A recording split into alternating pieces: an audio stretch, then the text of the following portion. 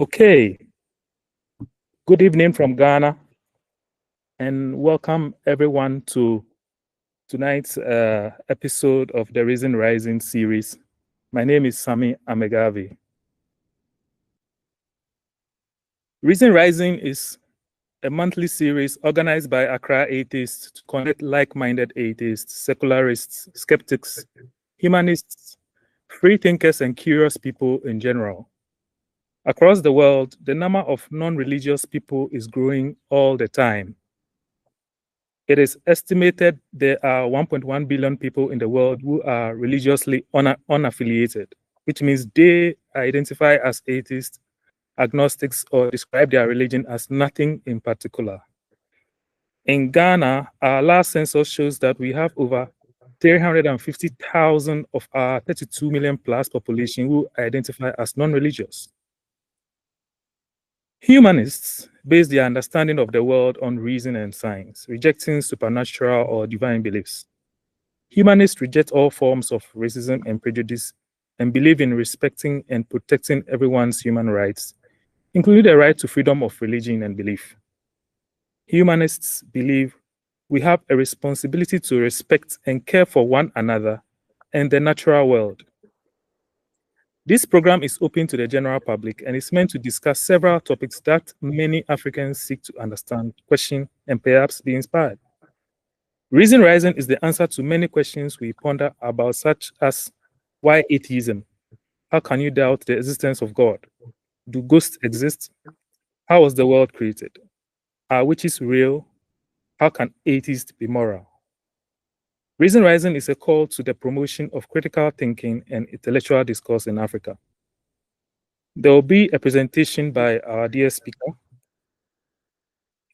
after which we would have ample questions, but I'm sure our speaker tonight also wishes to make it as interactive as possible. Please keep your questions simple, respectful, and understandable to all. Today, we are very privileged to have as our special guest, Dr. Jenny Wagner. Dr. Jenny Wagner is a German physicist and cosmologist and book author. Her research in cosmology specializes in strong gravitational lensing, the description and evolution of cosmic structures, and the reconstruction of the cosmic distance ladder. Since 2019, she has been engaged in disseminating the concepts and results of astrophysical and cosmological research as part of the team of the German YouTube channel Wagner Weltall und das Leben, which means the Big Bang, Space and Life, run by Joseph M. Gassner. In 2020, she was awarded the Prize for Mutige Wissenschaft, which I think translates to Prize for Courageous Science, of the Baden-Württemberg Ministry of Science, Research and Art for proving to take high risks from the beginning of her career onwards while working between different research fields, from her start in particle physics to her PhD in biophysics and to her work in cosmology. Besides the mathematical and physical aspects of cosmology, she is interested in its philosophical foundations. She is also the editor of the 7th German edition of Physics for Scientists and Engineers, originally written by Paul A. Tipler and Jean Moska, editor of the 8th German edition published by Springer. Jenny is not only an experienced astrophysicist, but she's also a member of the advisory board of the parent organization for German humanists, the Giordano Bruno Foundation. We are honored to have her on our series tonight. Welcome again, Jenny. And thank you for deciding to join us and to lead this discussion on what the origins of the universe could be. I would hand over to you to lead us from here. Thank you very much, Sami, for the very kind introduction. You did a really great literature research. I'm really honored. Thanks for having me here.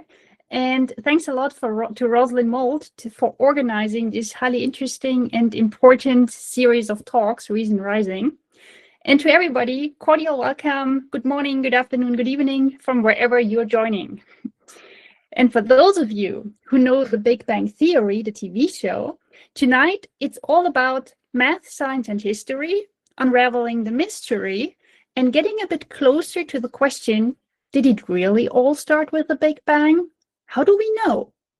And for me, I think the most intriguing part of why should it have started with a Big Bang, it's this idea that something was created out of nothing. This seems to be quite puzzling and intriguing, and I think this is why the Big Bang Theory has become so popular over time. But this something out of nothing should be well known to people in Ghana, because this happened, this something out of nothing, already a few years ago, exactly in Accra. So meet Jacob and Jane Ashong, who were the creators from the Ghana Planetarium, the something out of nothing, because here you can see in the top panel, that's Jacob and Jane.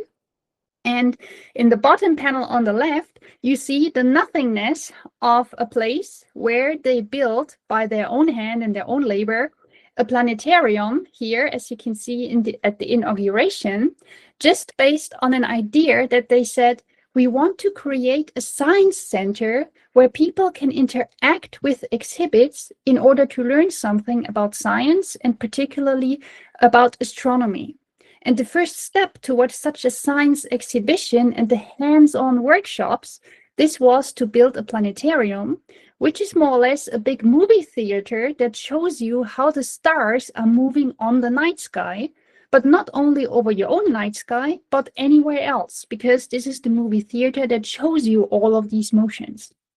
And in addition to the planetarium, of course, they wanted the workshops, the hands-on workshops, to teach people, for instance, what is a lunar eclipse, or for instance, what is also a solar eclipse. And you had the opportunity to watch a solar eclipse live, so also public viewing events were organized, and of course, also stargazing events, because you are at a very privileged position on Earth to see the Milky Way, our home galaxy, in its almost full entirety. So I guess you have a really great night sky down there, which should motivate a lot of people to get to know more about the stars, our universe, and everything. But then, as unfortunately there was a big crunch, meaning the planetarium had to be taken down because the property was sold. And this is why now Jacob and Jane want to cycle and to create something out of nothing again. But now they want to be a bit more flexible. So they think about the Ghana Science Bus, which will be a bus carrying a portable planetarium, further telescopes, and of course, lots of hand-on exhibits that can be used for hands-on workshops to teach people, particularly school pupils, about science and astronomy. And in order to build this, I would also like to use this opportunity here to advertise we need more science education for Ghana. So if you would like to support them, you can get in touch with them. They are also on the call. And there is also a bank account where you can put your donations. So everything would be most welcome to make this Ghana Science Bus real. But now let's be optimistic and let's think that we already have the science bus and that you booked a tour for stargazing, for instance, to go to Kakom National Park or to Lake Bosomtwe. I think you have a lot of nice places for stargazing. So imagine you're sitting there and then you're watching the night sky. And this is one of the pictures that you might see then, if it's not cloudy. You will see trees, of course, but then you will also see this band here with the gas and lots of tiny little dots that is really amazing to watch. And this is a view of our home galaxy, the Milky Way. You will see this band here of gas, but you will also see these little tiny dots. And if you start counting, and you have a lot of time, you will find out that it's about 100,000 million stars, approximately. So 100,000 million is 100 billion stars. So we have to get accustomed to really large numbers tonight. But nevertheless, this is just our own galaxy with this huge number of stars. We know that there are more galaxies out there with more stars. So if you now think, well, we have our galaxy, 100 billion stars. There is another galaxy, another 100 billion stars, and another and another. There are so many stars out there. And if every star sends light to us, and I have a lot of stars, so I just wonder, why is it dark at night? I mean, should it be dark at night? Should it not be really very, very bright at night with all of these stars around us? And this seemingly simple question now can lead us to learn a lot about the universe. And I would not like to start with modeling the Big Bang Theory, but I would like to show how can we assemble data in order to understand how this Big Bang Theory evolved over time as a consistent story that can use all of the data and to describe them as one story from the beginning to the end. So let's start with the data and let's think, if we have a lot of stars and they send light of us, how would the night sky look like? So let's start simple. And let's say that we have, oops, sorry. This should be an animation, it doesn't work. So we start with stargazing, and let's take one single star, a star, for instance, like our sun.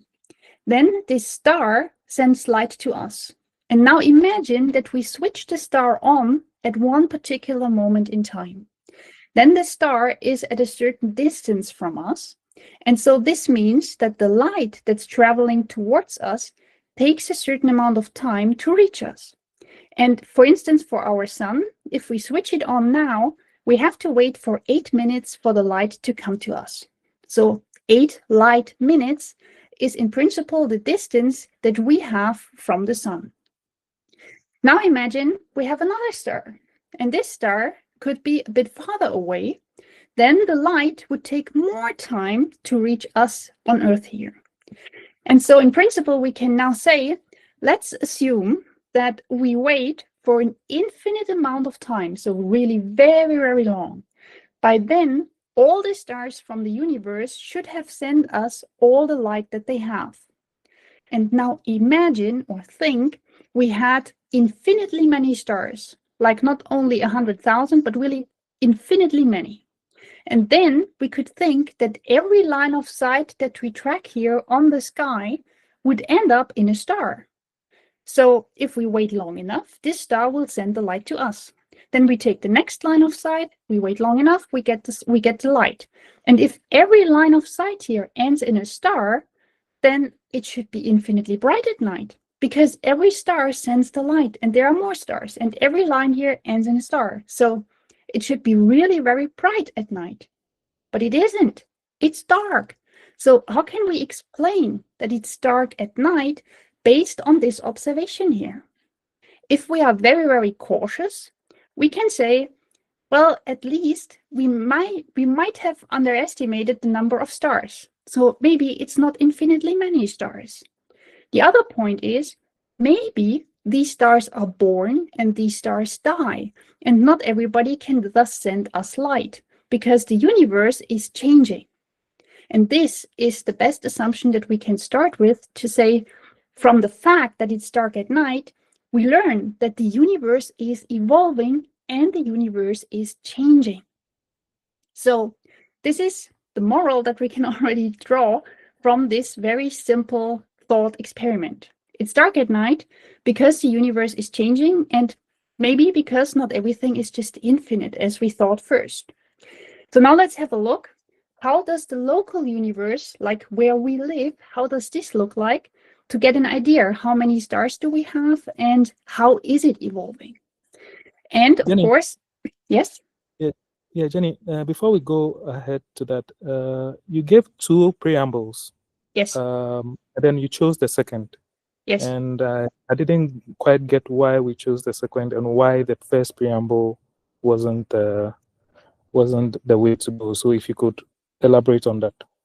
Okay, I mean, the point is, I'm more cautious to say the universe is evolving, the universe is changing, this is, I would say, a more general assumption to do. If you already start with saying the space should be infinite, or the space should be finite, or the number of stars should be finite or infinite, that's a bit more, I mean, it's a stronger assumption to make. And just to say, let's assume the universe is changing, it's much more general and less strong in that sense. This is why I would say, let's go with the universe is changing, and let's say all the data that we have are now collected, and then we can see, can we observe a finite space? Can we observe an infinite space? What does the data tell us about the space and the universe? Okay.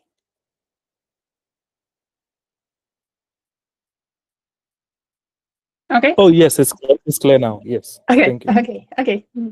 Great. Okay, so let's look at our local neighborhood. You are here. Hope you can see my mouse. This is Earth, and I already told you that we measure distances by waiting for light to reach us from certain objects. And here we have the sun. That's our central star here, and it takes 8 light minutes to reach us on Earth here.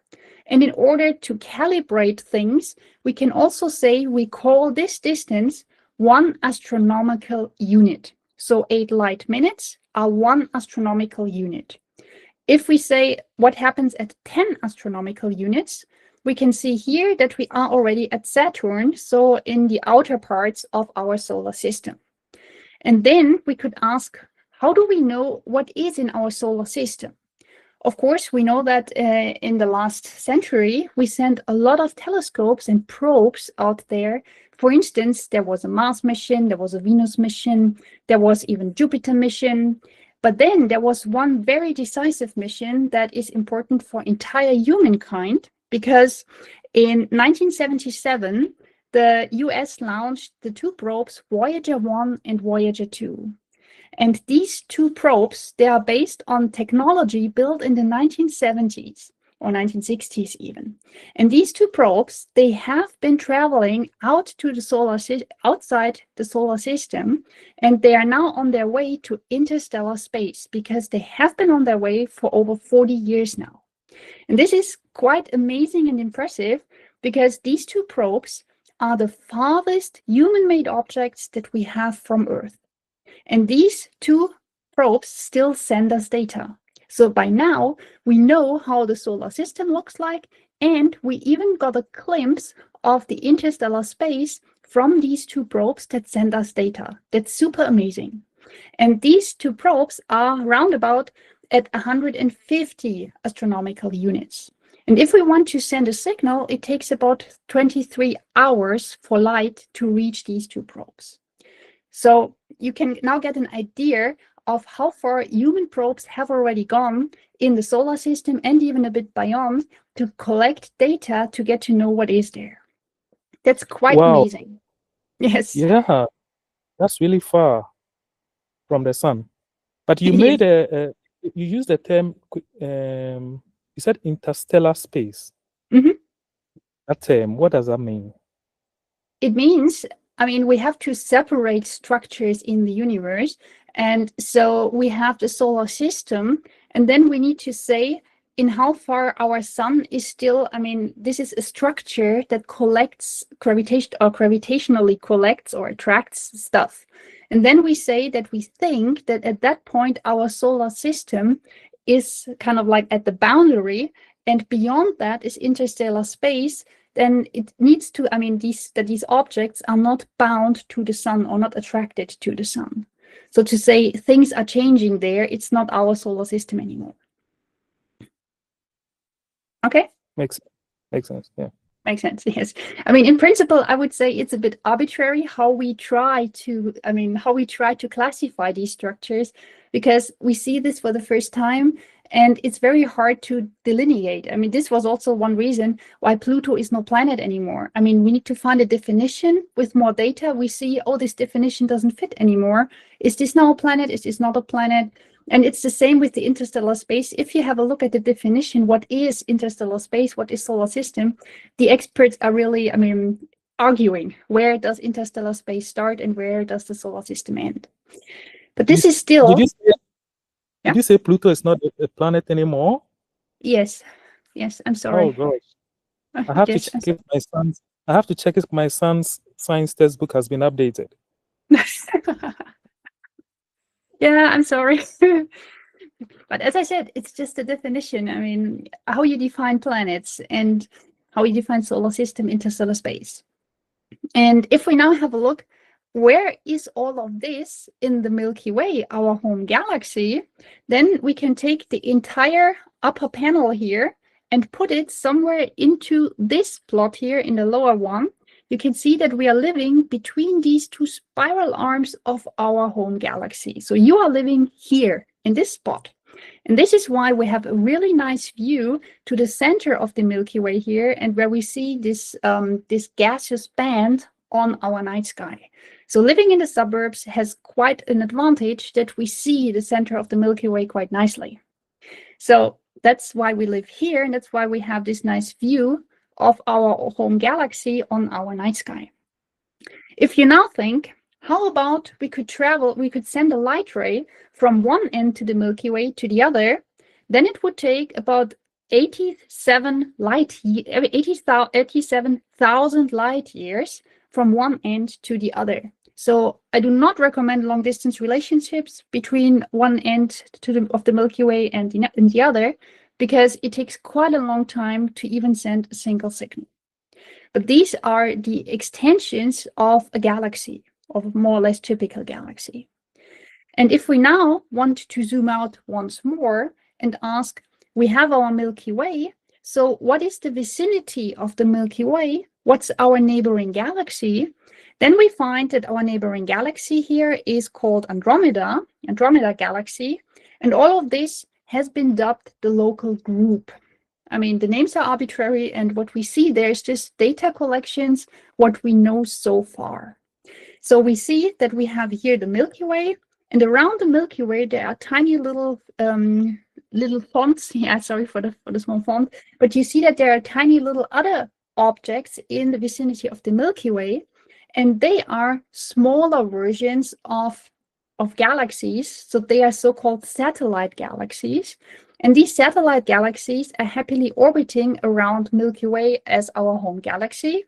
And the same is true for the Andromeda Galaxy, where we also have some satellite galaxies around Andromeda. And because Milky Way and Andromeda are attracting each other, they're heavy galaxies interacting gravitationally, we also have some satellite galaxies that are happily orbiting the entire group. So this is our local neighborhood where we live. We are here on Earth. Then we go to the suburbs of the Milky Way, and the Milky Way itself is again in a group. And this group is then part of a larger so-called galaxy cluster, where we have clusters of galaxies. These clusters of galaxies belong to filaments, and so on and so on. So turtles all the way down. This is our local environment. And all of this has been observed with telescopes that we have built on Earth. Now let's have a bigger look. I mean, what is the current state-of-the-art of an Earth-based telescope? How far can we look? What have we observed? What is out there? And now I would like to show you, this is a picture that the Dark Energy Spectroscopic Instrument took. And now you want to know, what do we see here? We see 14 million galaxies in this picture, because every tiny little dot that you see here in white and bluish to dark blue here, all these dots are individual galaxies. So think about, we are here in this little black dot in the center here, and the sun is so tiny that we cannot map it on this picture. It's just 8 light minutes from us. The Voyager probes, 23 light hours from us, do not fit in here either. And not even our home galaxy. Because look at this white arrow here. If we go from us, from our position, to the outmost galaxy here in the last blue corner, this is 11 billion light years.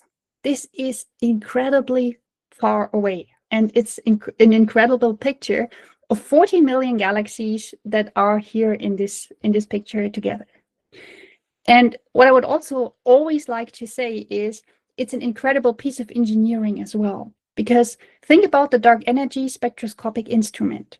This is a telescope that is sitting in Arizona. It's at Kitt Peak National Park.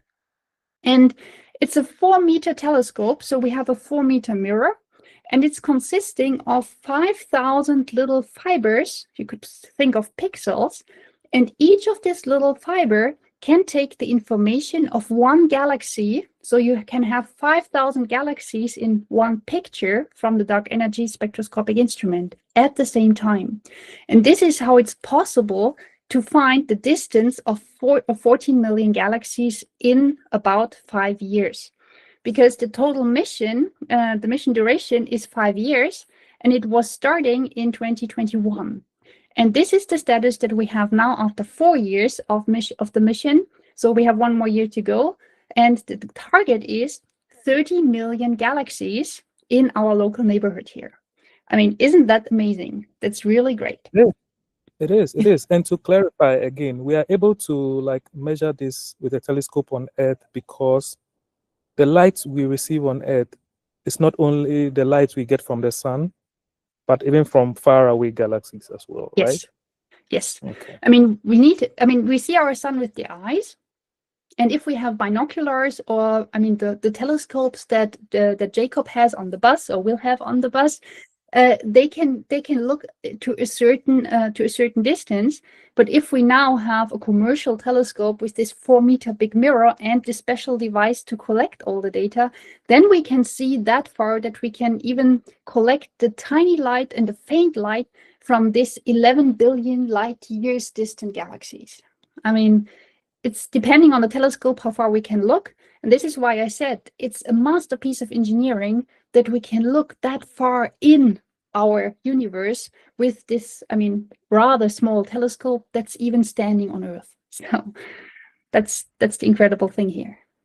And it's only one of a kind. Like it only exists in Arizona.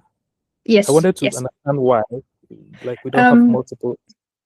It costs a certain amount of money. The thing is that the detector is especially built so that it can actually take 5,000 distance information of different galaxies at the same time. And this is why it's so expensive. In principle, you could build it at other positions as well. And there are things going on to build more telescopes, to build better telescopes in order to scan the sky further. But all of this is highly expensive because it's super difficult to build these things. Thank you. Yeah. So this is the DESI instrument, and now we can see what can we learn from this picture. First and foremost, it's amazing. We can make calendars out of this. But now let's zoom in a little bit further to our local neighborhood. And then here we see in a different color, we see that regions where we have a lot of galaxies clumping together, that these regions are more or less brighter, and the regions where we have less galaxies are shown a little bit darker here. And from this little patch here, we can see that the universe is not, it's not like the same in all directions, but it's actually it has a certain structure. It has a pattern. We have these filaments and we have these rings or whatever it looks like. And we also have regions where we hardly have any galaxy there. It's the so-called void. It's a void when we have a dark region here where there is hardly anything. And we can explain this in terms of gravity, because if we have galaxies that clump together, they are attracted by gravity. And this is why we also get huge voids, because voids are empty, there is hardly anything. So of course, if around all of these voids, there are a lot of structures, then structures in the void will be drawn towards all the other galaxies. Galaxies are pretty social, they want to be together. And this is why we see this pattern. So here we already get a first idea why it's dark at night, because not every line of sight that we have on our night sky seems to end in a galaxy or a star. That's what seems to happen. Interesting.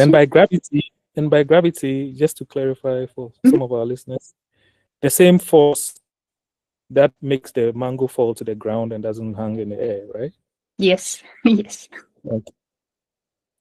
It makes apple fall to the ground, mangoes, everything. It even keeps us on Earth. So, but I think this is very hard to imagine, the 14 million galaxies and all of this. It looks pretty amazing, but now let me give you a down-to-earth comparison. So let's take a look at Ghana. Ghana has about 34 million people on an area of about 240,000 square kilometers. This is what I found on Wikipedia. So this is Ghana, and I guess everybody knows how populated or how dense Ghana is in terms of people. So you know your neighbors, you know that there are some deserts, you know that there is the capital, and you know that it's not one of the most populated countries on Earth. I mean, think of Tokyo and think of Japan and all the mega cities there. So Ghana is just, I would say, an average country. Now take a look at what I showed you in the DESI picture. There I said we have 14 million galaxies. Let's say that's about half of the population of Ghana in terms of galaxies. But the space that it's covering is so much larger. I mean, imagine that we have a radius of a ball of this 11 billion light years. Let's assume that we have this ball, and for the fun of it, I calculated how many kilometers cubed would the volume of this ball take. And here you can see the number. What's the volume of this ball that contains these 14 million galaxies? It's a huge number. So we can say Ghana is much more populated. It's more dense compared to the DESI picture, compared to these 14 million galaxies in this huge volume here. So the universe seems to be quite empty compared to countries on our own planet. So the dark sky also means, yeah, our universe is not as populated as we thought. It's pretty empty, actually. And as I told you, the universe is also evolving. And you already know that stars are born and they shine and then they die. Maybe everybody knows about the famous supernova that enlightens our sky and that is also used for cosmology. Supernovae are really big events, and everybody knows that this is the death of a star, of a white dwarf. So this is our evolving universe. Now I would like to show you, based on some random picks or really recent data sets, how can we see or how can we observe the evolving universe with our telescopes and with our data that we have collected so far. And I will try to show you what do we know from the beginning of the universe, or what we think is the beginning, to the most recent time. So let's start with the baby picture of the universe. What is the baby picture of the universe? Well, if we really believe that we have some evolution and that the evolution might have had a beginning, then of course there is the first data set that we can get after the birth of the universe, in that sense. And this picture is a so-called cosmic microwave background. In principle, it was observed or found by accident, serendipitous discovery.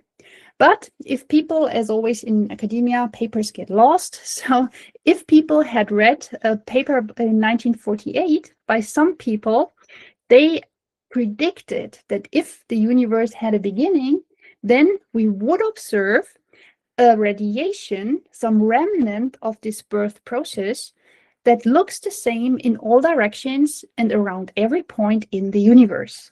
So the baby picture of the universe is then something that is completely uniform, super boring, but super important because it was observed in 1965 by Arno Penzias and Wilson, and they got the Nobel Prize for it. And how this was happening was they had an antenna and they observed something that seemed to be noise. First, they thought, noise, what's happening there? So they tried to look in a different direction. Well, the noise is still there. Then they thought it's the pigeons that are nesting in the antenna. So they cleaned the antenna. But even after the pigeons were gone, the noise was still there. And then people started to get digging to look into the earlier papers. And then they saw, if we have a radiation kind of noise that is in all directions visible, and it seems to be more or less the same, that's a hint for a cosmic radiation. That's a hint for something that was already predicted by people to be a remnant of the birth of the universe. And this is why Penzias and Wilson got Nobel Prize for this discovery, for this noise, which is actually somebody else's signal. And this is the baby picture of the universe that you see here in green. But over time, people said, okay, we now see a uniform distribution, but how uniform is it? I mean, is it really exactly the same at every point, or is it wiggling a little bit? And then people set out to take more data and to measure more precisely. And this happened, for instance, with the NASA Cosmic Background Explorer. That was a satellite telescope that was put into the Earth's orbit even around 1990.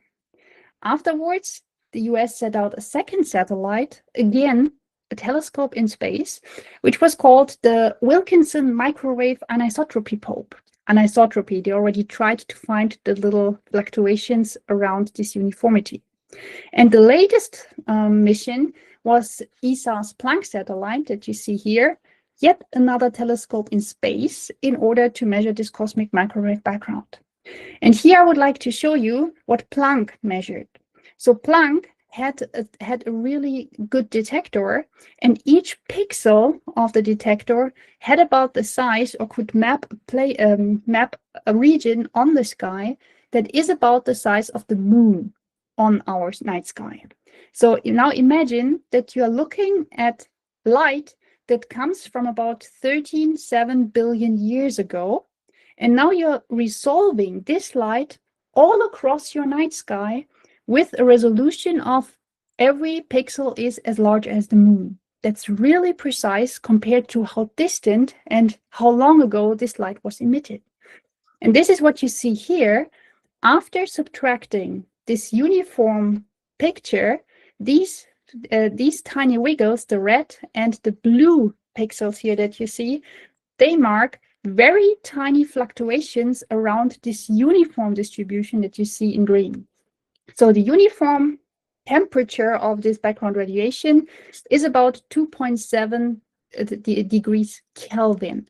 Kelvin is a temperature measure that is 2.7 degrees above absolute zero. So this is a definition. What is the coldest temperature that we could ever imagine?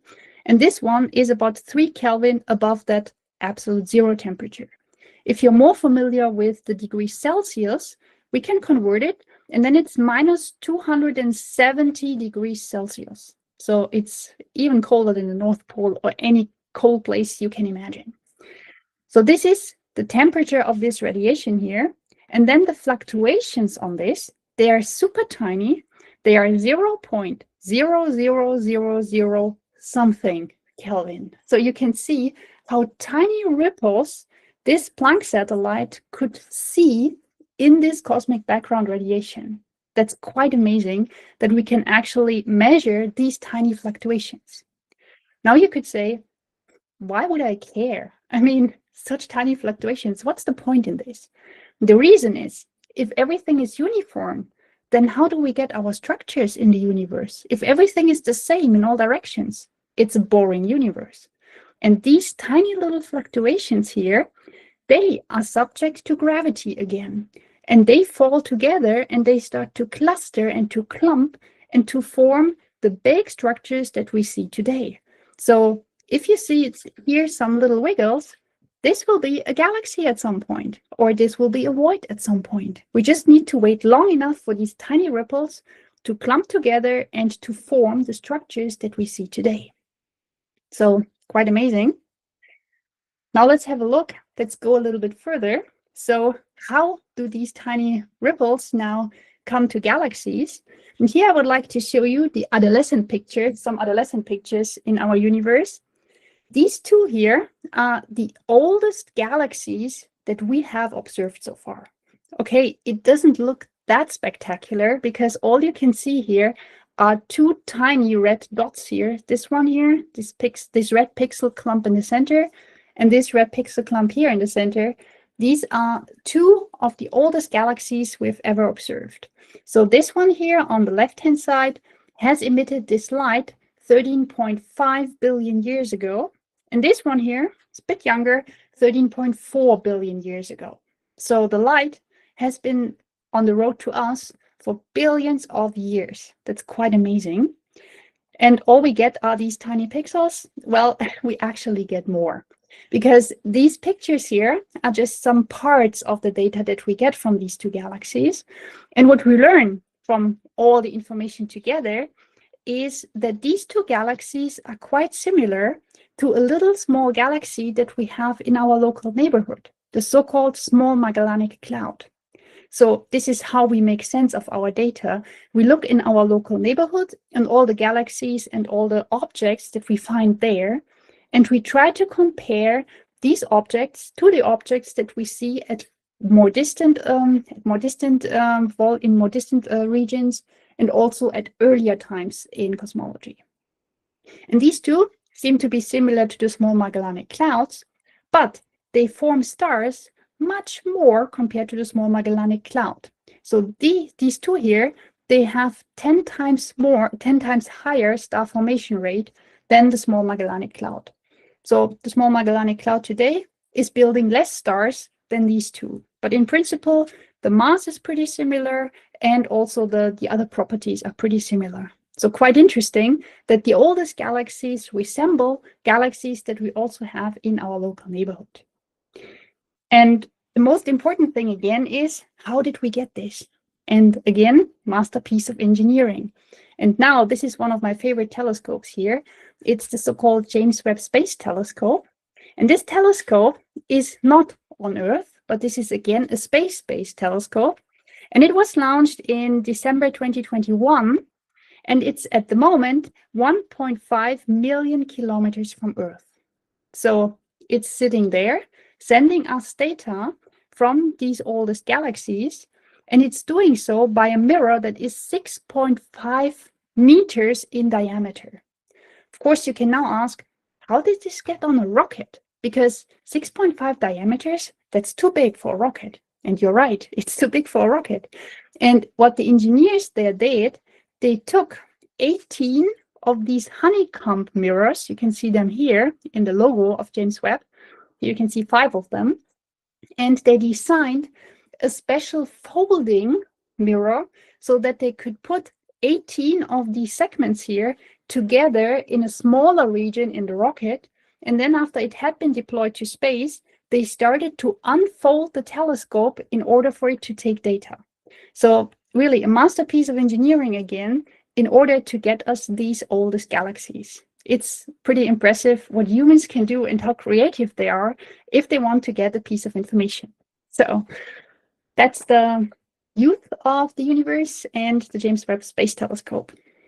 And now let's come to something that we first thought we couldn't even see. Are there questions so far?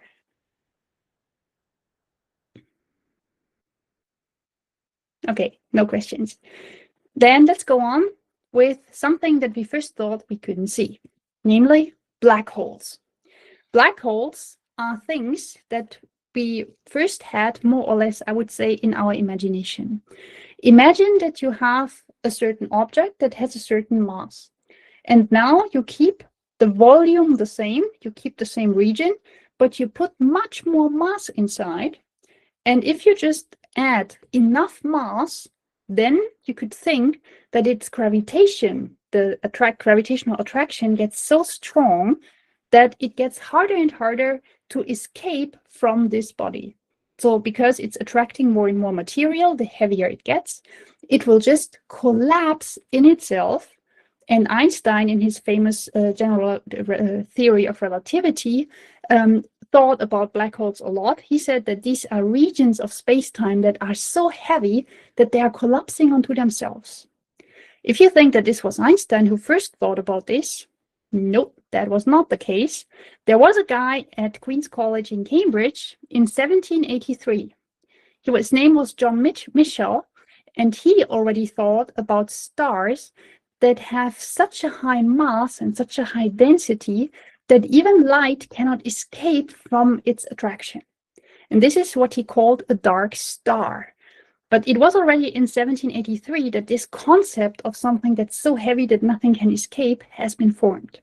But later on, with Einstein's general relativity, of course, we had more equations to quantify how much mass we need and how the light would try to escape or couldn't escape, and all of this. But in principle, it's a dark place. If light can't escape, what would we see? So how could we imagine to get a picture of a black hole? That sounds a bit odd. But in 1919, the first picture of a black hole was actually released. Okay, they started easy. It was not the black hole in our Milky Way, but it was a black hole that was much larger. It was in the so-called galaxy M87. Here today, I would like to show you an even bigger achievement, which was released in 2022. And this is a picture of the black hole in our home galaxy. I mean, yeah, it's a black hole. So what we see here is a black region in the center. That's the black hole. And around this, we have some donut-like shaped structure. And this is the so-called accretion disk. And this makes it easier for us to image the black hole, because this accretion disk consists of very hot and dense plasma material that's circling around the black hole. Because we start with a certain mass, this black hole has a certain mass, and then a lot of particles and material is accumulating close to this black hole. It's attracted by the black hole. And the moment that it starts and being accelerated towards the black hole, it starts rotating, it starts heating up. And this is why we see this accretion disk. And this disk here is even fluctuating on the order of minutes. This is on the one hand good for the imaging. You can even make a movie out of this. But on the other hand, it's also harder to determine here the size of the black hole if everything around here is rotating and fluctuating. Nevertheless, with 8 telescopes that worked together, with 8 telescopes at 6 sites on Earth, it was possible to build one big telescope, so like an Earth-sized telescope, in order to create this picture here. And if you want to get an idea of how difficult it is to get this picture, think about to build a telescope to watch a tennis ball on the moon's surface. This is more or less the task that you have to do. And the Event Horizon Telescope achieved this task, and this is why we have this picture of the black hole here. This is the black hole in our Milky Way, and it's 27,000 light years away. So we are pretty safe, far away from it. And it has, now comes the point, 4 million solar masses, and it's in a volume that has a radius, which is the distance between Sun and Mercury. So Sun and the closest planet in our solar system, they have a certain volume, and this is the volume that now does not contain only one solar mass, namely the Sun, but 4 million solar masses. So this is the numbers that make a black hole. And I think that's quite impressive. It is. It's very impressive. Has there been other black holes in our galaxy? And they sound scary. Yes. They have a very annihilating feeling, if we ever get close to them. Do they themselves have a lifespan? Like, do they die out? That depends on their mass. I mean, if you have very small black holes, I mean, there was this rumor that CERN could create some mini black holes, even on Earth, and then people got sick from this. But in principle, I think they evaporate. I mean, if the mass is just small enough, they will evaporate quite quickly. So in principle, we are pretty safe from them. And this one here is pretty far away. But I mean, you're right. If we get close to it, there is a last stable orbit. Beyond that, you are just gone for good, and nobody can take you back. So, wow, Roslyn. Yes, thank you, Jenny. So I wanted to find out more about the black hole as well. Does it suck in everything around it, And if it does, like, and is it traveling at the same time? And you're talking about it collapsing on itself. So when it does that, what does that become? Like, what happens to that? And does it vanish once it collapses onto itself? How does it look like? And from my understanding, a star dies, and from the supernova comes a black hole, right? Okay, so yes, when it collapses, what happens to that? And then my second question is more to the Big Bang itself. From what I understand, the universe as we see it now came from a certain point. So if you can explain to us more about what that process is, like how it started and all that. Thank you. Yes. I mean, let's start with the first one. I mean, to go back to the Big Bang Theory, maybe you remember when Stephen Hawking said to Sheldon, "What do black holes and you have in common?" And then Sheldon said, "I don't know." And Stephen Hawking said, "Both suck."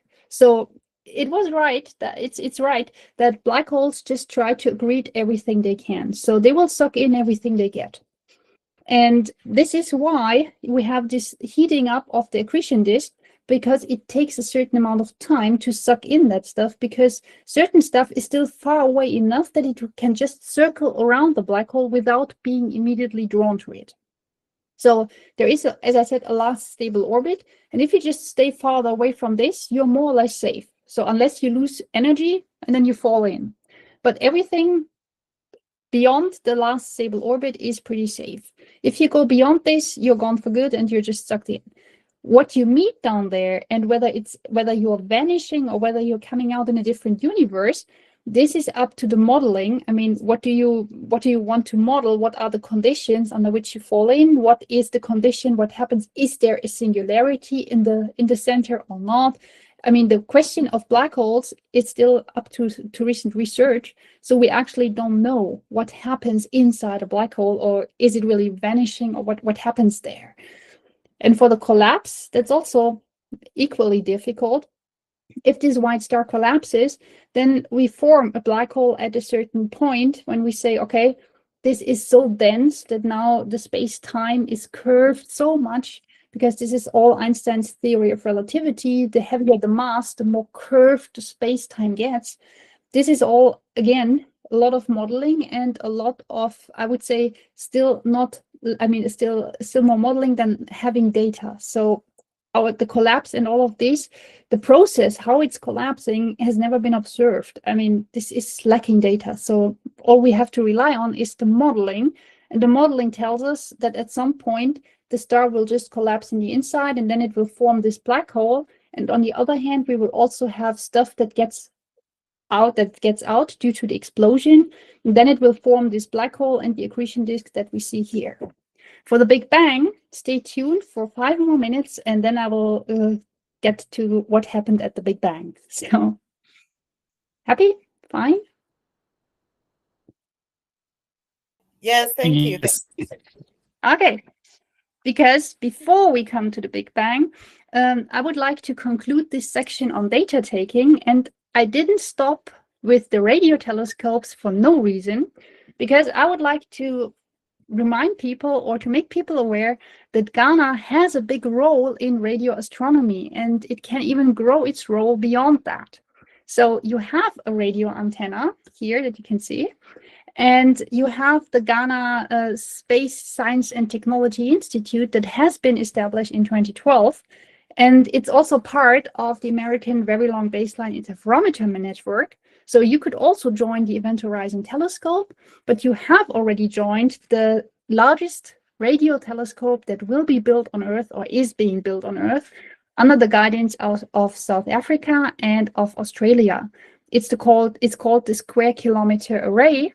And this Square Kilometer Array is currently being built. And the next phase of the building, then Ghana will join, and it will give complementary data to the data that all the others collect. So it's really important that Ghana joins or has joined SKA, and that you're involved in this radio telescope business, because you have a really nice position here on Earth, as you can see, unique position, in order to deliver really good data there. But it's not only data taking that you do. In June, you had a technical advisory mission on space law, And you laid the foundations for the Ghana Space Agency. That's really a great step forward. And you also want to mitigate space debris and to think of sustainable space practices. That's also very important with lots of space debris that we have already in our orbit. And last month, you had the Ghana Space Conference. I think it was the first one. Here you can see a picture of that one as well. And you really think about how can we advance space science? How can we advance science education and innovation in alignment with African space policy and strategy? So now I would like to remind you again that science education is a very important step to fulfill all of these goals and to educate the next generation of engineers, space engineers, and hopefully also astronomers and cosmologists, because we do not only need data taking, we also need people who evaluate the data. And it's always good for people who take the data to also evaluate them because they know what they measured. So if you want to see what's going on there, have a look at the website of the Ghana Space Science and Technology Institute. I very much liked it. So any questions to that? Yeah, thank you for sharing this information. A natural question I had at the end was like concerning like space governance and how is space governed and how involved are other countries, you know, in it. But this slide particularly was very hopeful that Yes. at least there's some activity here that we need to learn about. So thank you. Yes.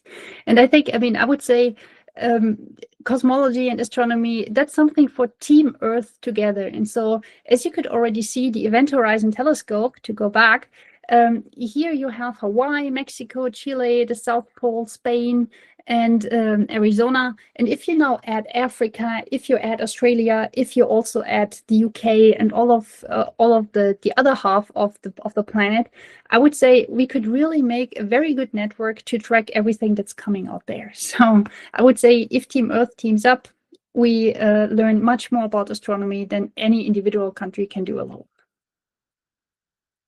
So talking about the big picture, now let's finally come to assemble all of the data that I showed you into one story.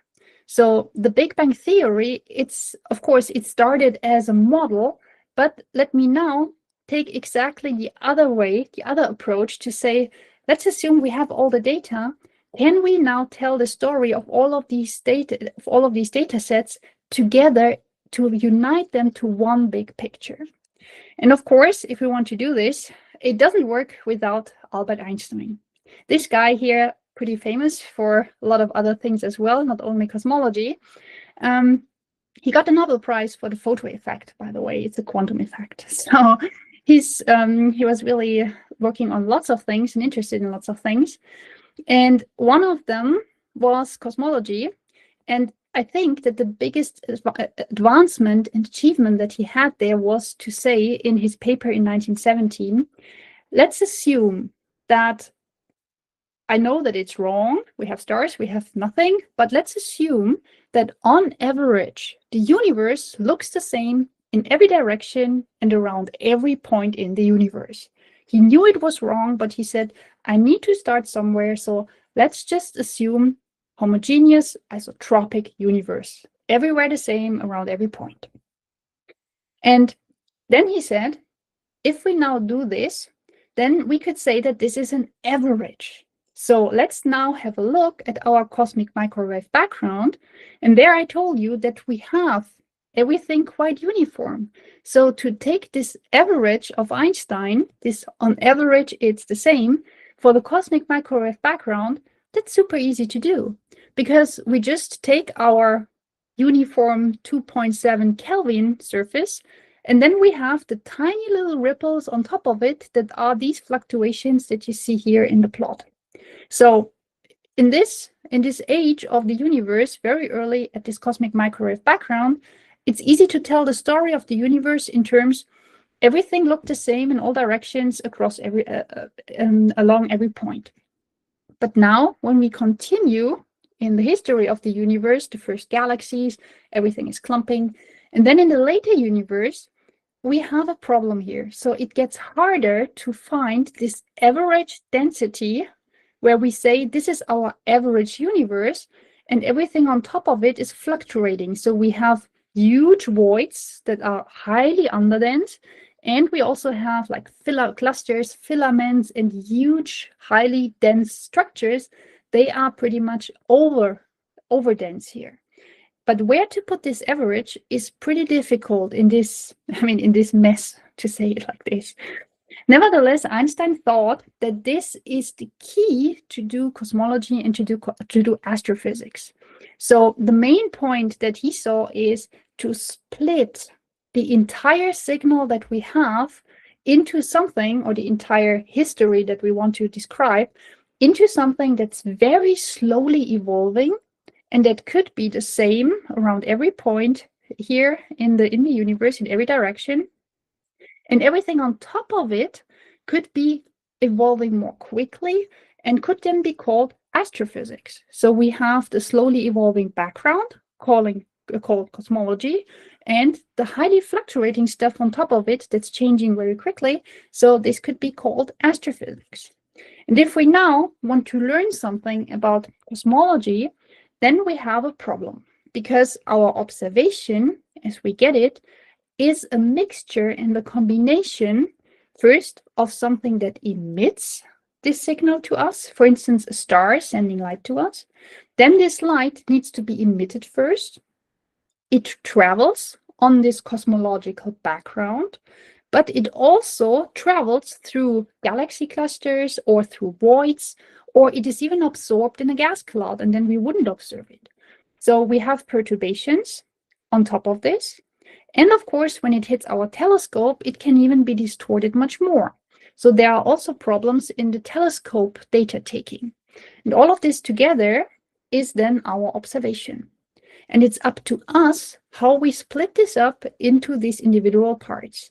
So seeing one signal, we have to say how much of this signal is caused, for instance, by our telescope problem, or how much of the signal is caused by that the light goes through a galaxy cluster or goes through a gas cloud, and might even be partly absorbed, that we do not see the full signal, but just half of it.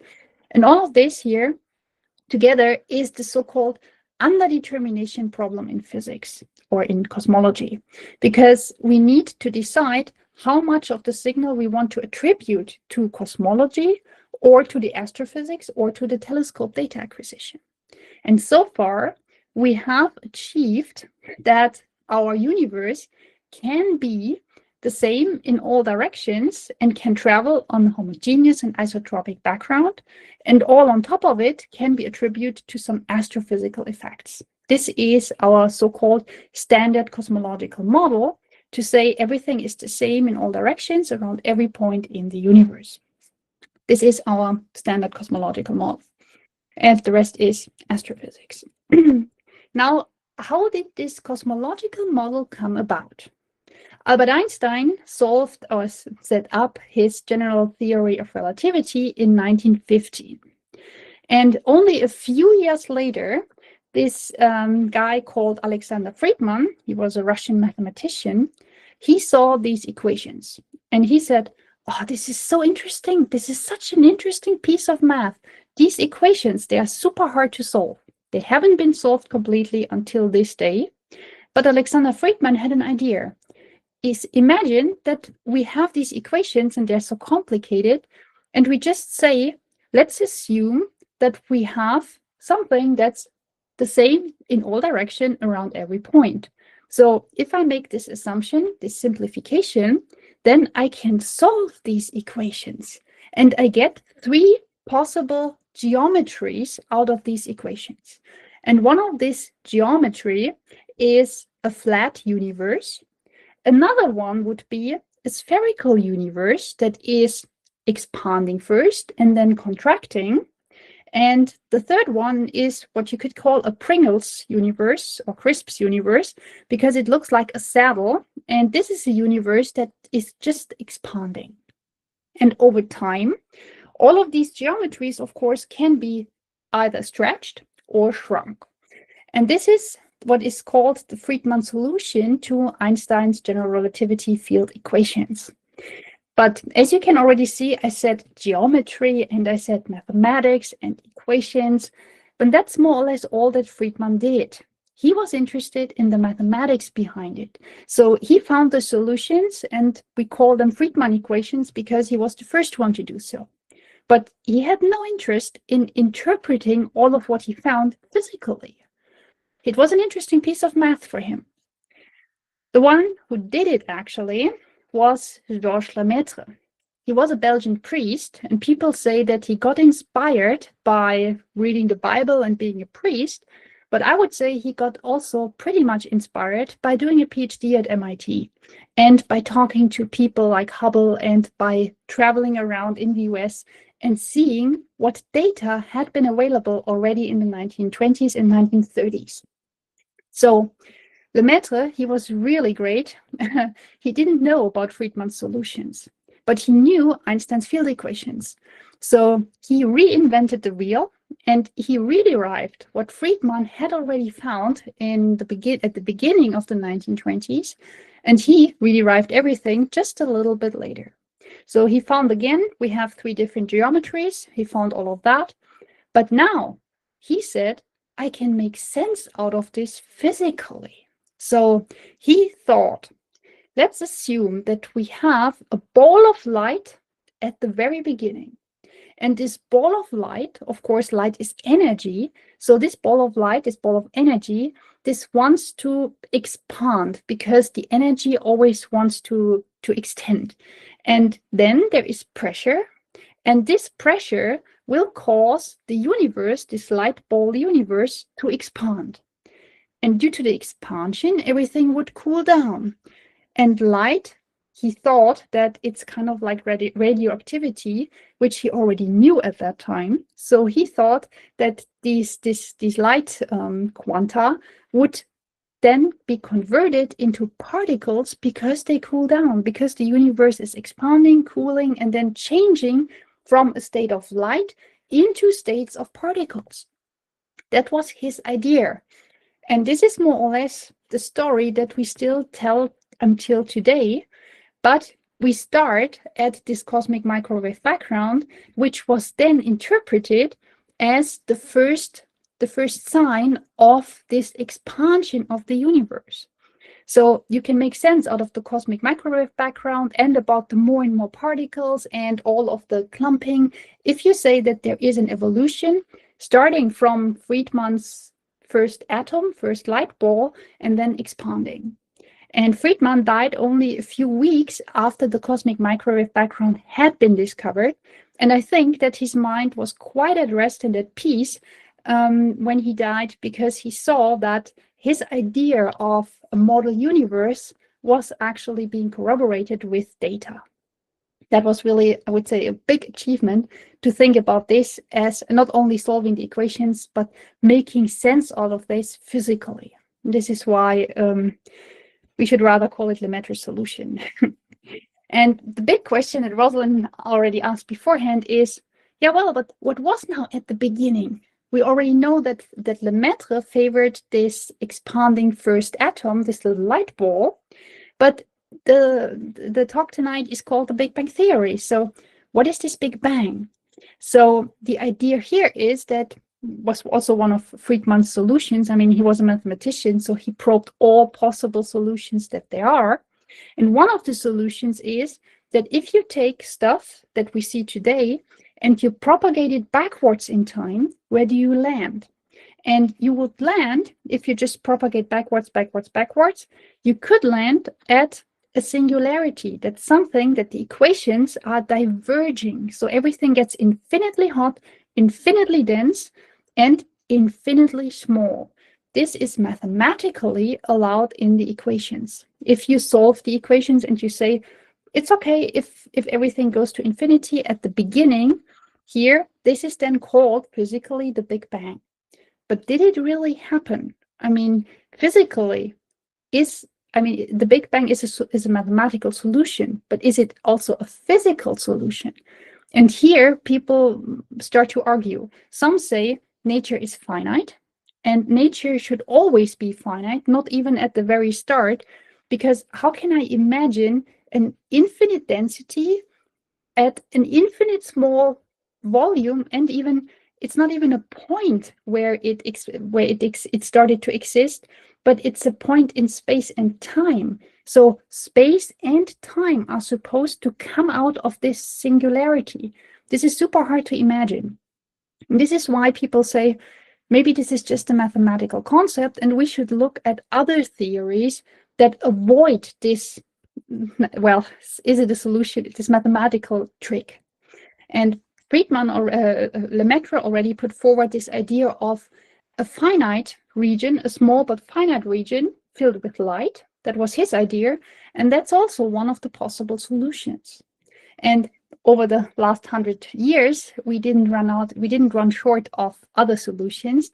And another one, for instance, is to say, imagine that our universe comes from a predecessor universe, which was collapsing and was then forming a little region, again, of finite extent, not infinite. And this region then started to expand again. This is not a big bang, but it's called a big bounce because something is contracting and then extending again.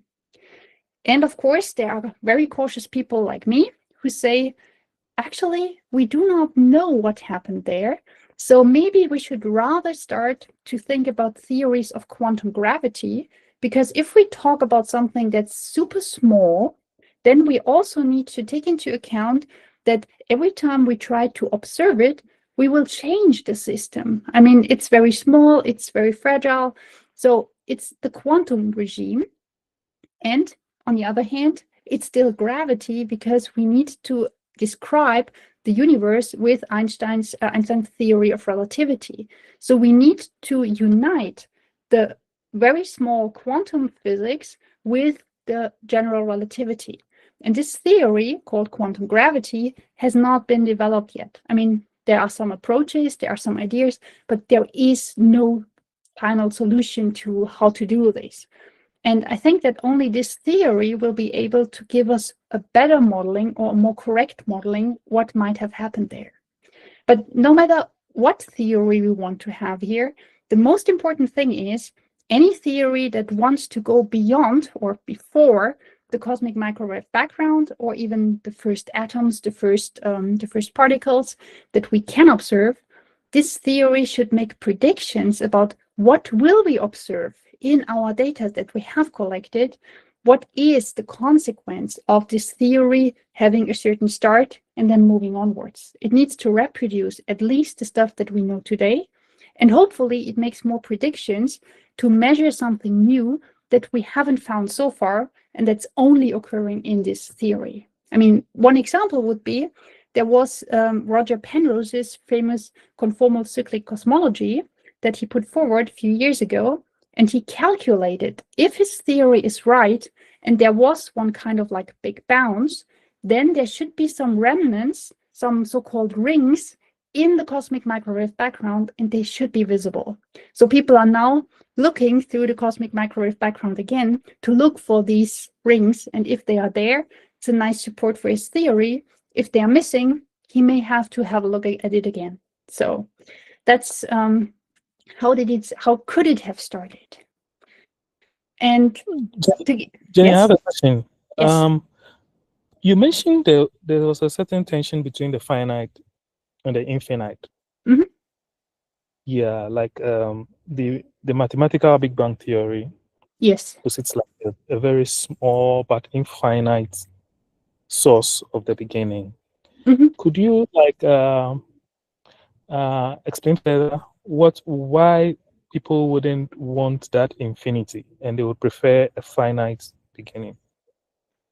Well, I mean, I'm definitely in favor of a finite solution, because I mean, for me, I would say there are two things. On the one hand, you have mathematics, and mathematics is supposed to give you a model, but mathematics also has some things that are not real. I mean, where do we have in our nature anything that is really infinite?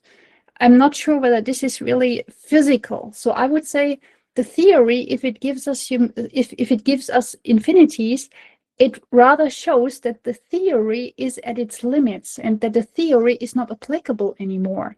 That's how it, for me, that's how it sounds like. If we have something that goes to infinity, it means we need a new theory. And this is, for me, the reason why I would prefer something finite, or why I would prefer something that's not, I mean, diverging in every sense, to say it's not handleable anymore by this theory. Okay, thanks for clarifying. Yeah. But I mean, on the other hand, there are other people who say, no, you have to really do this like that. And if it's infinite, it's infinite. I mean, why should nature be finite? You can also ask in the other way to say philosophically, there is no reason why it should not be infinite. So yeah, it's hard to, that's a debate, I would say. Okay. Yeah. And the other thing, I mean, now did it start with the Big Bang? And then we can ask, Big Bang theory has celebrated 100 years recently. So we could ask, after 100 years of cosmology, what have we learned?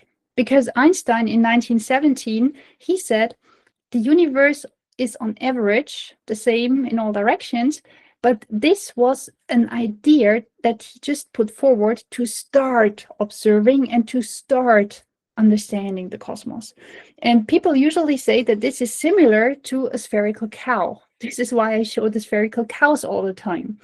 And if you want to describe a cow, it's okay to start with a spherical cow with a certain pattern. But at some point, you should say, well, a cow also has a tail and a head and some ears. And then you start to add more and more details until you arrive at the very complex idea and picture of a real cow. So if we are now at the stage of a spherical cow in our universe, in describing our cosmology, we could now ask, after 100 years, and I showed you all of the data that we have by now, isn't it possible to at least see the tail and the head? Would be nice. So is there something? And my colleagues and I, we went out and looked at all the probes together, and we thought maybe we could show that we see already some kind of head and some kind of tail. And the idea is that we on Earth, we are moving with respect to the Milky Way, with respect to the sun every day, and with respect to the Milky Way, with respect to the local group. And we on Earth, when we observe, we have to take into account our motion in this entire mess in the universe. But we have just one direction in which we are moving. So if we now take a look at all the observables that we have from our data, we should see that all of these probes have the same direction on the sky, namely the direction in which we are moving. And so we plotted the directions on the sky of individual cosmological probes that we could find in our data. And here you can see always two patches from every probe in different colors. So for instance, take the purple patches. We have here one patch in the upper part and here one patch in the lower part. You will connect these two, and then you will get the direction in which this probe is showing. You can do the same for the yellow ones, and then you will see, for all the others as well, that no probes are showing the same direction. So either we do not understand any of these probes, and they should align in the same direction, or there actually is something sticking out of our data that tells us that we might be able to see the next to leading order beyond the spherical cow. Now we see some deviations from this, some anisotropies. And this is the hope that with the next generation surveys and also with SKA, that we can understand all of these anisotropies here on the sky a little bit better, that we can hopefully make sense out of this and hopefully show that after 100 years of cosmology, we see the next level of details. You could also ask, what about these three different sorts of universes? So we had a flat universe, we had a ball universe or spherical universe, and we also had this saddle universe. What do we know about that? And there we talk about the so-called curvature of the universe. If the curvature is 0, it's flat. And if we have enough matter in the universe, then the curvature might actually be that it's first expanding And then because we have so much matter that's attracting gravitationally, the universe will again collapse so that we form a sphere with the universe. And if we have much less matter, then we would see a saddle universe that just starts expanding at some point and then continues to expand even faster and faster forever. If we now ask the data which universe is preferred, then we plot the so-called curvature parameter here on this vertical axis. And if it's 0, it's a flat universe. You see here this line. And if we put more matter into it, then we may get a positive, then we will get a spherical universe. This is shown here in this lower part. And if we go upwards, meaning we reduce the amount of matter, then we may get this saddle universe that is actually open. And you can see here in the data, you see DESI. That's the picture that I showed you beforehand. It's the same data. And if you now see which regions of possibilities these data here allow, you will see that DESI is pretty much open for anything. It can have a flat universe, it can have a spherical universe, or it can have a saddle universe. And if you now take a look at the cosmic microwave background, this seems to be much more constraining. And there it's possible to have a flat universe and maybe also a spherical universe. But here it doesn't seem to be an open universe. So bringing everything into consistency, we may end up with a flat universe or maybe a spherical universe. These are the possibilities. So time is up, and I guess you have lots of more questions. So I would like to thank you for your attention, that you have been here. And I also hope that I could encourage you a bit more to think about science education for Ghana, and that Ghana could contribute to evaluate all of these data sets. So have a look. Maybe you can find some time and some money to support the science education. Jane and Jacob would be very grateful for this. Thanks a lot, and curious to take questions. Thank you so much, Jenny. It's time for questions now. I see Roslyn's hand is up. Yes. Sorry, I just want to say thank you. So thank you so much, Jenny. That was very eye-opening and enlightening. Thank you. Thank you. David? Oh, I think David lost his connection. Oh. I have a question for you, Jenny. Yes. One of the things that stood out for me from your talk is you mentioned a lot about models, theory, yes. Data, the evidence, observation. There might be people who might be wondering, origins of the universe, isn't that settled? Go read Genesis. What do you have to say to that? Well, I mean, the Bible was written, quite a long time ago, and they didn't have all of the data. So I would first say, if you want to settle a debate in a scientific way, you have to take into account all the evidence that we currently have. And the evidence that we currently have doesn't seem that the universe was made in 7 days. So you could say, on the one hand, this is all wrong. But on the other hand, you could also say, I do not want to mix religion and science in the sense that Genesis is a story about, you could say it's a story about beliefs, it's a story about religion on the one hand, but on the other hand, you could also say, if you want to make a transition, you could say it's meant metaphorically, or you say these people didn't have the knowledge that we have today, and they wrote as good as it gets based on the knowledge that they had back then. So I wouldn't say that Genesis settles this debate at all. I would say you have to go with time, you have to go with more data. And for me, science means it's a process, it's an evolution. And if you say that you want to settle your science on some knowledge that you gathered 2,000 years ago, that's your personal opinion, but I would say we as humankind, we should strive for more knowledge, and we should strive for more fact-based knowledge. And this is why I would say take into account all the data that you currently have and look what is actually there, and all theory and all model needs to explain all of the data that we have today in the correct way. Thank you. Is there any hand up? Or I can go ahead and ask another question. Yes. Is the universe, would you say is the universe expanding? And if so, is the universe itself finite?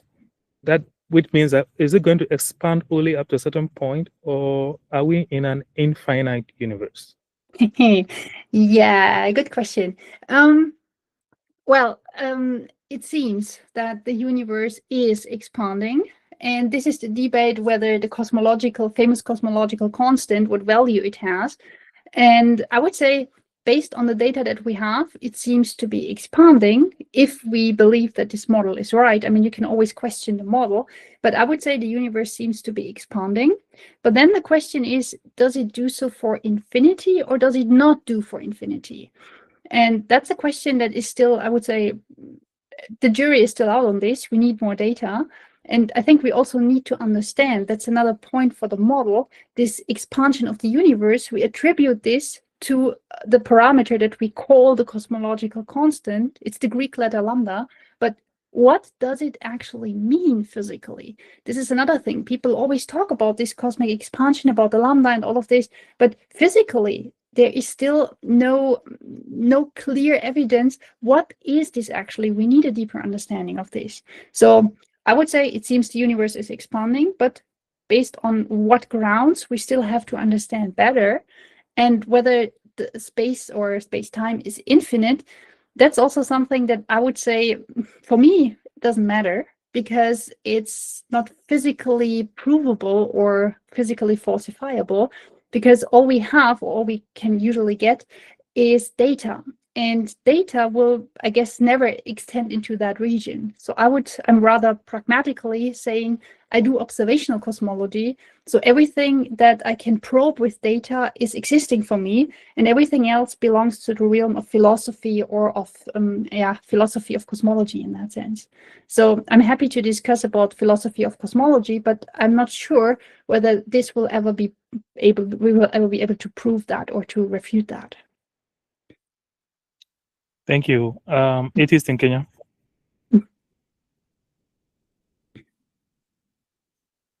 And Jenny, Yeah. thank you for the presentation. Roslyn, thank you for organizing this. This is very informative. First, I'd like to say that I'm always interested in understanding the origins of the universe and how the universe works. So this presentation really helps. Jenny, the question I have for you is, what would you say, would you argue that time began after the Big Bang, or what did you say about the idea that there was time before the Big Bang? Because the argument has been that time and space began after the Big Bang, been going on. So was there time or even space before the Big Bang? That's a good question. I mean, if you say that the Big Bang theory is right, then your answer is clearly no. But I mean, as I said, I'm not a big fan of infinities, so I would rather be in favor of it might have been that there is a previous universe, because why should our universe be the first one to have ever been created? So we could think, what if we are actually a successor universe of something that has already been there?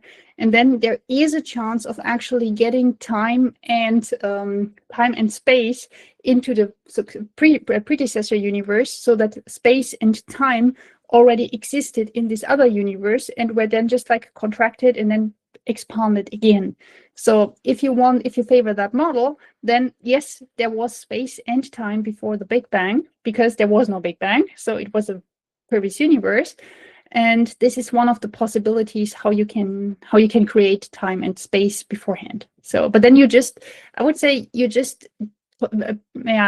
shifting the question to, how did this predecessor universe come about? And then turtles all the way down, and you can ask, okay, how did this come into being, and so on. All right. So, Okay. yes. So what is essentially what you're saying is there is no definitive answer. Yes, right. Not yet. I mean, if there is more, I guess if there is more data, for instance, what I find quite interesting, if you take a look at the cosmic microwave background, I said that this is the first observation that we have. That's not completely true, because we actually also have ideas and models and data that hint at the first atoms and the first particles that were created, the first nuclei. And this was before the cosmic microwave background. And we have ideas how this happened, and we also have data that seem to support this theory. So we have a bit more data beforehand. And now people think about neutrinos. This is another kind of particle that is hardly interacting with anything. And this is why we already got the first picture of a neutrino background in the early universe. And I think that these particles could also give us more interesting insights into what happened before the cosmic microwave background. So if we get more data in that, we may be able to say whether we get closer to the possible Big Bang or to some predecessor universe. That might be some data that we could use for that. Thank you. Thank you so much. My last question, and Yes. I'm a big fan of Albert Einstein. I've researched, I've read about, what he discovered, and it was really genius. There is this issue of gravitational waves. I don't know, there's a scientist who discovered the gravitational waves, and this actually is one of the evidences that actually the Big Bang happened. Are the gravitational waves always happening, or do they happen at certain times? I mean, is there evidence that it's an ongoing phenomenon? Okay. So yeah, that's difficult, very difficult question. I mean, there are some people who say, I mean, imagine these gravitational waves, they are super, super tiny, and it's really hard to actually detect them. So people, I mean, like Kip Thorne or Rainer Weiss, they spent their lifetime to build these interferometers in order to detect these gravitational waves. And then you can ask, what's this detection actually? Because in principle, you more or less model two black holes colliding, and then you get this chirp signal that you get completely from your model.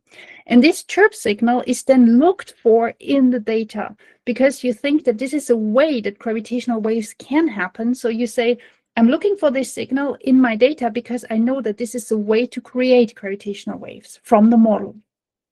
And now people have found these signals. And some people now say, you're fishing out something out of noise, so this is not real. On the other hand, we have found a lot of these signals in a lot of noise. So in principle, I would say the first signal might have been questioned, but the second, third, I mean, by now we have a lot of them and they all look pretty similar.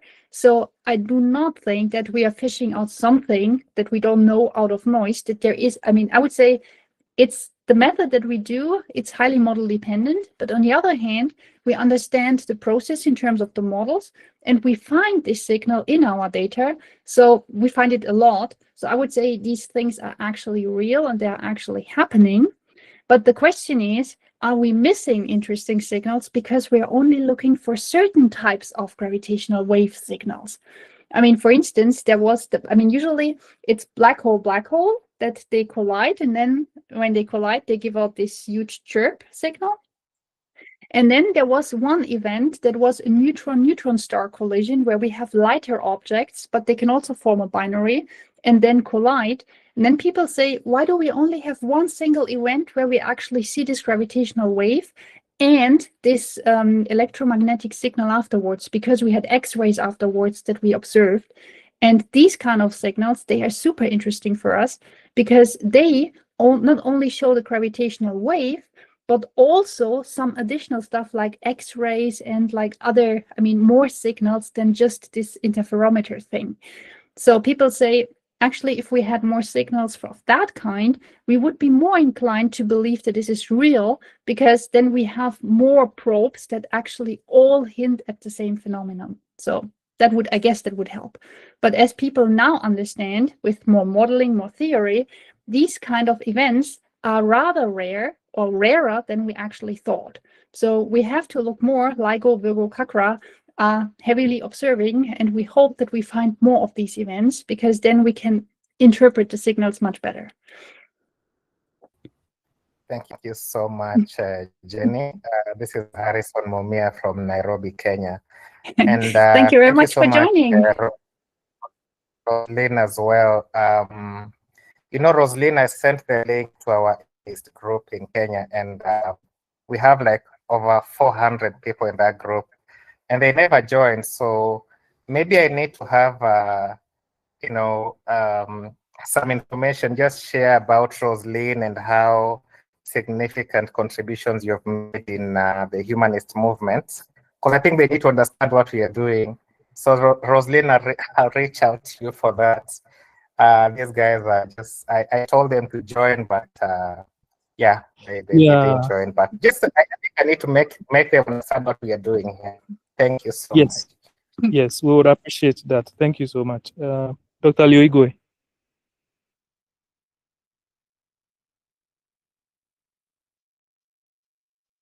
Leo, please go ahead. You have your hand. Yeah. Okay. Yeah. Hi, Jenny. Thank you so much. Your presentation sounds like a sermon. You know, just like, you know, I used to listen to, you know, priests and preach in the, you know, in churches and tell me about angels and all that, you know, and I couldn't relate. You know, I think I became a humanist because I was looking for something like this, you know, something that you, as you're speaking, I'm able to connect. I may not understand all these 00. I saw a lot of 0 here, and I'm wondering, how do I pronounce this? How do I read this out? You know, but it is important that they come from very simple calculations to something very complex. We are living in a complex world, you know. So I want to say thank you so much, and we may want to have you again in another forum. You know, I hope you'll oblige. But yes, thank you so much for, you know, articulating this and making my day. I was on and off because of other engagements. Now to my question. Look, I live in a society where a lot of people want to go to heaven. Okay? They want to go to paradise. And look, they're not joking.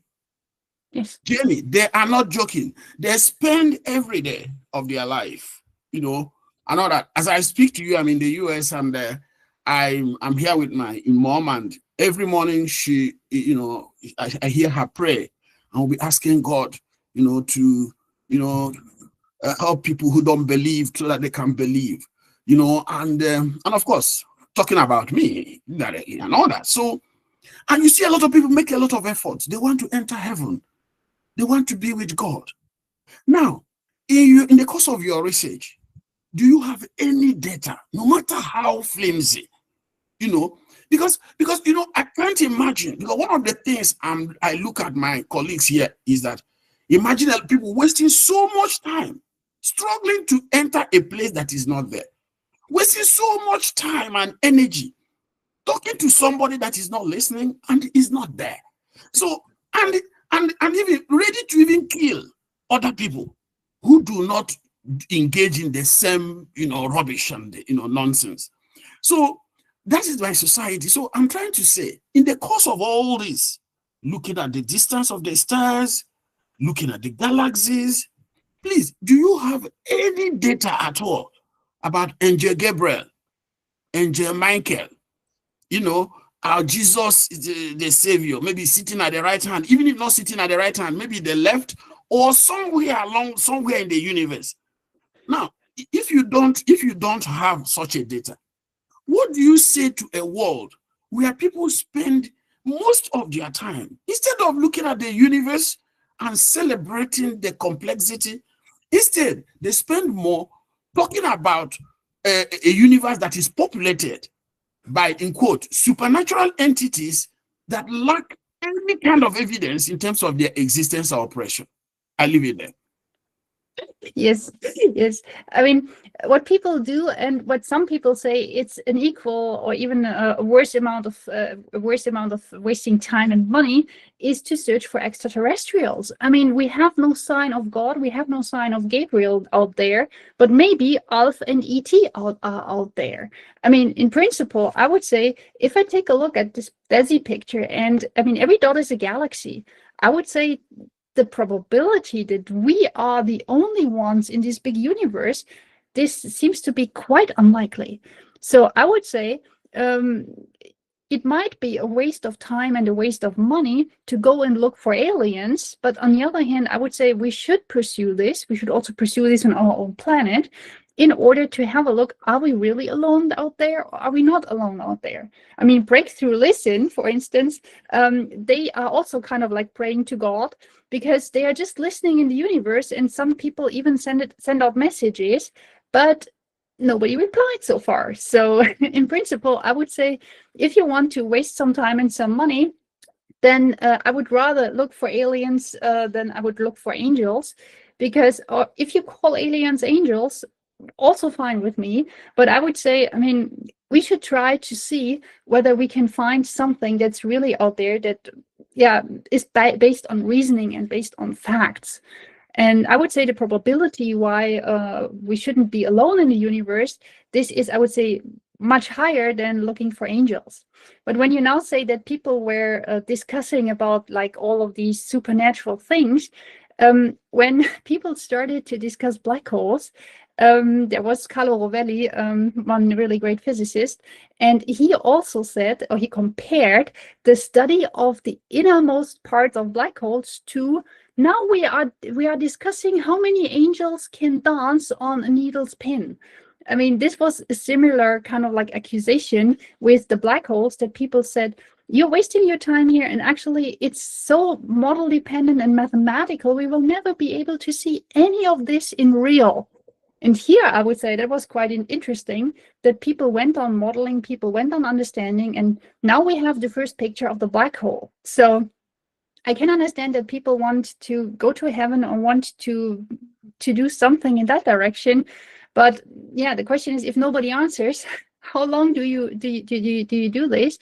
And the other question is, you could also spend your time on doing science as well. I mean, there are people who say when they see the DESI data, for them, this is a sign of God, that God created all of this, but they can still reconcile religion with science. And there are people who can be scientists and religious people, but still they are based on fact-based reasoning. So I would always say, everybody can be happy at their own opinion, their own religion, but as long as we're talking about science, it's fact-based reasoning, and then we dedicate our argumentation in that direction.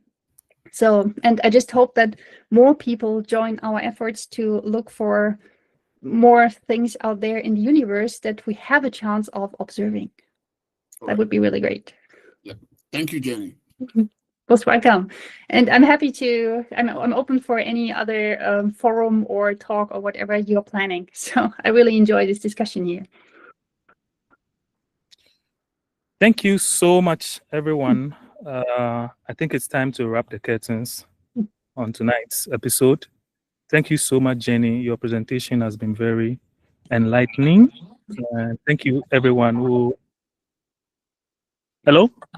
Jacob? Hello, yes, this is Jacob. Just to say thank you to you, Sami, and thank you to Jenny very much. And I'll keep in touch. Yes. Thank you so much, Jacob. I think we would also have to touch base and see whether we can have a session with you as well, because the Ghana Planetarium must really go on. Yes, it must go on, and it will go on. Thank you. Yes. I can hardly recommend it, because Jane and Jacob sent me so many great pictures about their story, and I started with it because I found it so amazing, and it definitely deserves an own session. So let's go for it. I'm happy to join. Want to listen to that. Yeah. Thanks so much, everyone who was able to join today. Thanks so much, Jenny.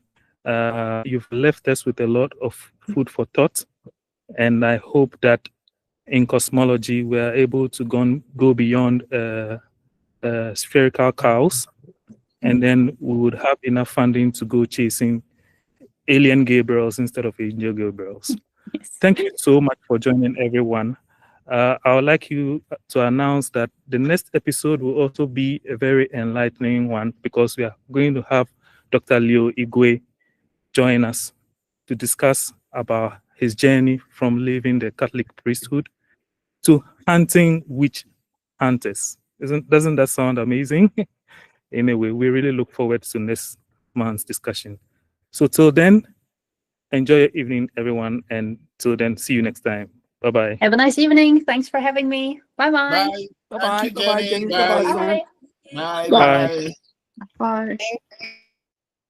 Thank you.